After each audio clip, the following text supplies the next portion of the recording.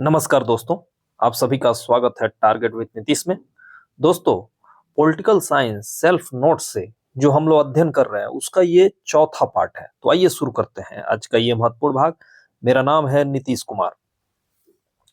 जैसा कि हम लोग पिछले जो वीडियो था उसमें हम लोग खत्म किए थे कि गांधी जी पर कौन सा प्रभाव पड़ा था, कहाँ, तो हम लोगों ने पूर्वी स्रोत का बात कर लिया था। आज हम लोग इस वीडियो में पश्चिमी स्रोत की बात करेंगे कि गांधी जी पर पश्चिमी स्रोत का कहां कहां से प्रभाव पड़ा था। तो पहला नंबर है बाइबिल का प्रभाव पड़ा था। सरमन ऑफ द माउंट जो है इसका प्रभाव पड़ा था, जो बाइबिल का एक पार्ट है। दूसरा जो है लियो टाल्स्टाय का जो है प्रभाव पड़ा था। इसी तरह जॉन रस्किन का पड़ा था, जिनकी पुस्तक थी अनटू द लास्ट। इसी तरह चौथे नंबर पे थोरो का प्रभाव पड़ा था। और अनटू द लास्ट जो है इसका गुजराती अनुवाद ही सर्वोदय के रूप में गांधी जी द्वारा किया गया था। इसको गांधी का समाजवाद भी कहा जाता है। तो ये भी प्रश्न आपके लिए काफी इंपॉर्टेंट हो सकता है, इसको भी याद रखिए। इसी तरह ट्रस्टीशिप, गांधी जी के द्वारा आर्थिक असमानता को दूर करने का सिद्धांत दिया गया था, ट्रस्टीशिप का सिद्धांत। तो गांधी जी का सिद्धांत ट्रस्टीशिप क्या है? आर्थिक असमानता को दूर करने का एक उपाय है। इसी तरह अनटू द लास्ट जो है इसका गुजराती अनुवाद सर्वोदय के रूप में गांधी जी के द्वारा किया गया था। अगला प्रश्न है, गांधी जी ने बताया था कि अहिंसक प्रतिकार की कल्पना मुझे श्यामलाल भट्ट रचित गुजराती कविता से सूझी थी।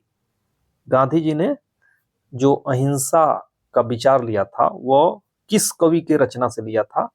तो श्यामलाल भट्ट द्वारा रचित गुजराती कविता से उन्होंने लिया था। गांधी जी ने साउथ अफ्रीका में जोहान्सबर्ग में पहली बार जन विद्रोह को संगठित किया था।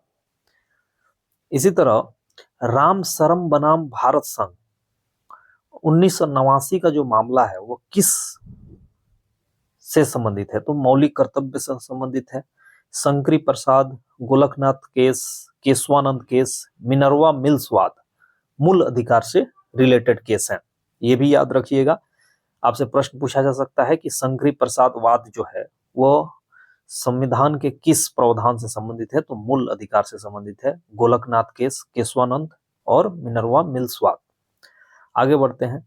आर्टिकल 34 आपने पढ़ा होगा फंडामेंटल राइट्स में, जो आपके जो भी सिक्योरिटी फोर्सेस हैं उन पे जो है उनके फ्रीडम ऑफ जो एक्सप्रेशन है, फ्रीडम ऑफ, उस पे जो है ये प्रतिबंध लगाता है, उनके मौलिक अधिकारों को स्थगित करता है। तो इसमें कौन सा जो है नहीं आता उसके अंदर? तो अप्सपा एक्ट इसके अंतर्गत नहीं आता, जबकि मिलिट्री एक्ट आता है। पुलिस फोर्स पे ये लगता है, बीएसएफ एक्ट पर भी लगता है, जबकि अप्सपा नहीं लगता है। Arm forces special powers act होता है। जानते हैं ये किसी किसी क्षेत्र में जो शांति प्रिय क्षेत्र नहीं होते, जहां हिंसा होती रहती है, वहां पे ये लगाया जाता है। और इसके द्वारा जो है जो भी स्पेशल फोर्सेस हैं उनको जो है डायरेक्ट गोली मारने का आदेश दिया जाता है। सिक्किम, सिक्किम जो है 35वां संविधान संशोधन 1974 के द्वारा जो है भारत का हिस्सा बना था। और 36वां संविधान संशोधन द्वारा 1975 के द्वारा जो है सिक्किम को पूर्ण राज्य का दर्जा दिया गया था। तो 35वां संविधान संशोधन 1974 में हुआ था। ये जो है सिक्किम को जो है पूर्ण राज्य का दर्जा नहीं दिया था, बल्कि एसोसिएट स्टेट के रूप में इसको शामिल किया था, सह राज्य जिसको बोला जाता है। वहीं 36वां संविधान संशोधन 1971 जो है सिक्किम को पूर्ण राज्य का दर्जा दिया भारत में। इसी तरह अगला प्रश्न है, न्यायमूर्ति वाईवी चंद्रचूड़ भारत के एकमात्र सीजीआई हैं जो 7 वर्ष तक रहे, 1978 से 1985 तक। यानी कि सर्वाधिक समय तक चीफ जस्टिस ऑफ इंडिया रहने का रिकॉर्ड किसके है? वाईवी चंद्रचूड़ के नाम है। और वर्तमान में चीफ जस्टिस ऑफ इंडिया कौन है? जरूर बताइएगा कमेंट सेक्शन के माध्यम से, अगर आपको ये वीडियो पसंद आ रहा है तो। और वे कौन नंबर के चीफ जस्टिस ऑफ इंडिया है?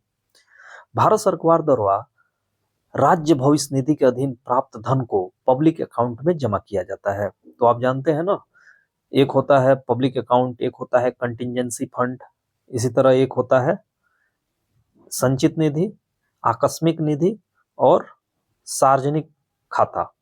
तो ये जो जमा किया जाता है पब्लिक अकाउंट में जमा किया जाता है। आर्टिकल 48A किससे संबंधित है?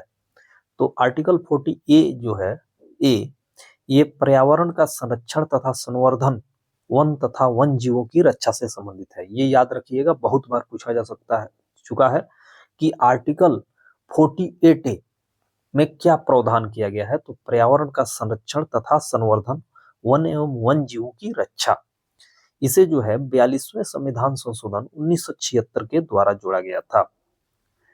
अगला प्रश्न है, संविधान व संविधानवाद में अंतर नहीं मानता। कौन से विद्वान नहीं मानते हैं संविधान और संविधानवाद में?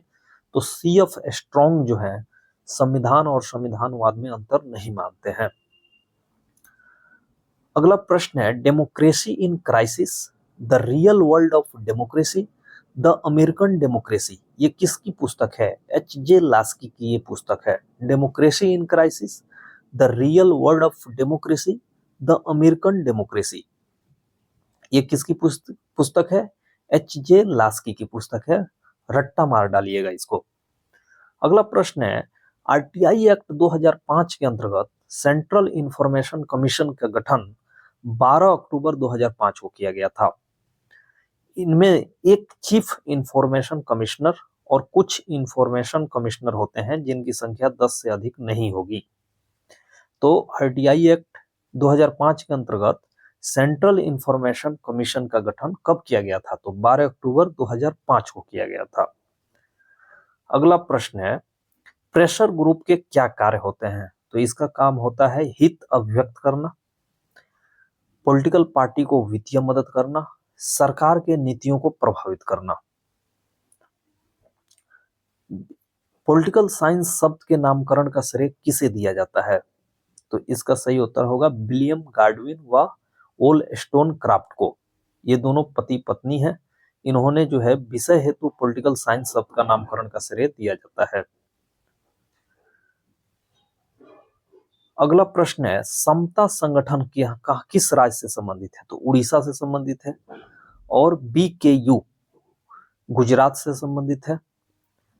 किसान मजदूर संगठन कहां से संबंधित है? वेस्ट बंगाल से संबंधित है। शेतकारी संगठन कहां से संबंधित है? महाराष्ट्र। ये मैच द फॉलोइंग में आ सकता है, इसको याद रख सकते हैं आप। राजनीति शास्त्र शब्द किसने प्रयोग किया? Frederick Pollock. राजनीतिक शास्त्र और राजनीतिक विज्ञान शब्द किसने प्रयोग किया? विलियम गाडविन और वोllस्टोनक्राफ्ट।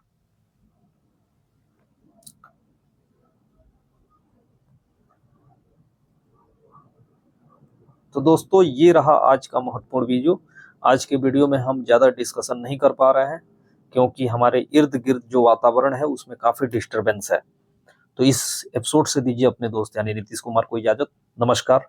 अगले एपिसोड में हम जो है फिर से पूर्ण रूप से विस्तृत रूप से जो भी पार्ट इसमें हम छोड़ दिए हैं उसको अगले वीडियो में हम डिस्कस करेंगे। दीजिए इजाजत। नमस्कार।